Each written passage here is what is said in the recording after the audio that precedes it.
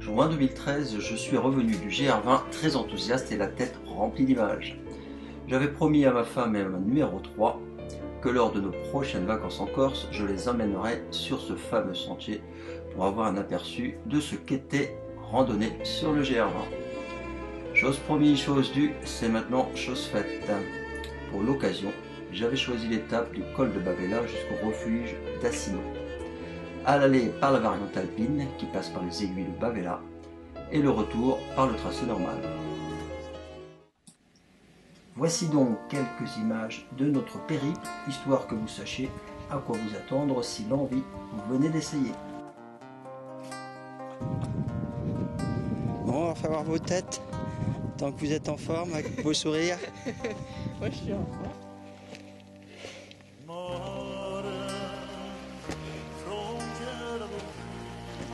Il existe deux variantes sur le parcours du GR20, le passage des crêtes et l'alpine.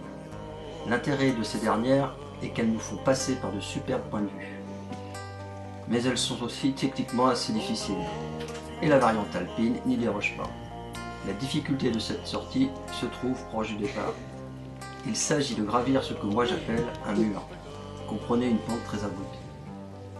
Il faut compter environ 45 minutes, voire une petite heure d'effort pour y parvenir.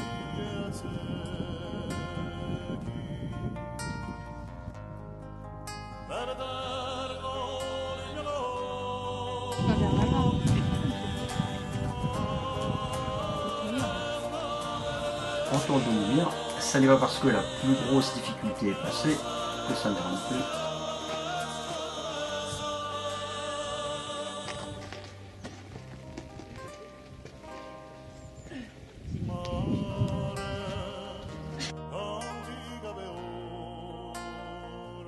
Sur le parcours, il faut savoir s'arrêter pour admirer le paysage et reprendre des forces avant une difficulté.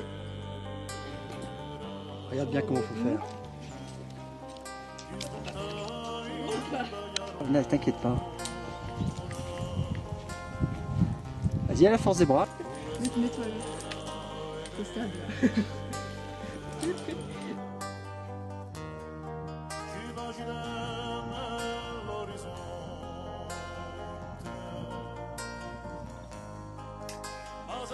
Encore un dernier effort avant d'atteindre le point culminant à 1662 mètres au pied des aiguilles où nous profiterons de la vue et ferons une pause.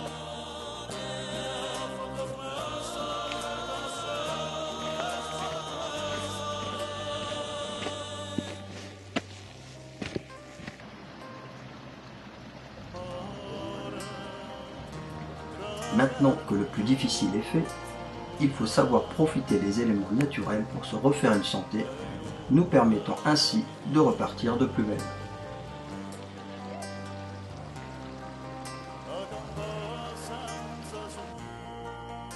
Le gîte est tout proche, mais il reste une dernière montée d'une heure sans difficulté particulière, hormis que la fatigue commence à se faire sentir.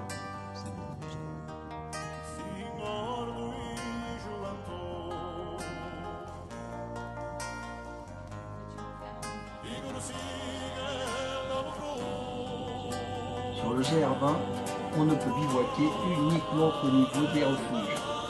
Il est possible de dormir à l'intérieur du refuge, ou bien louer une tente ou venir avec sa propre tente, ou encore, pour les plus courageux, à la Belle Étoile.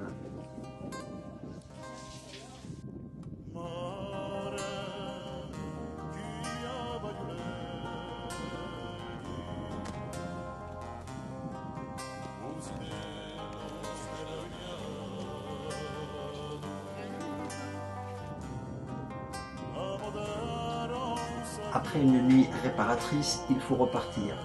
Levés tranquillement à 8 h, les randonneurs du GR20 sont eux déjà partis. Nous serons donc les derniers à lever le camp.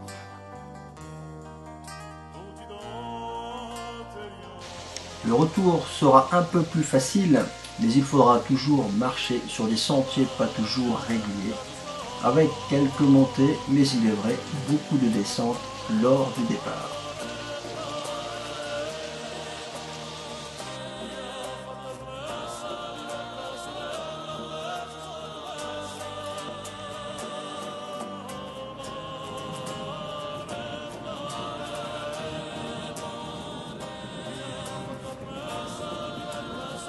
Alors?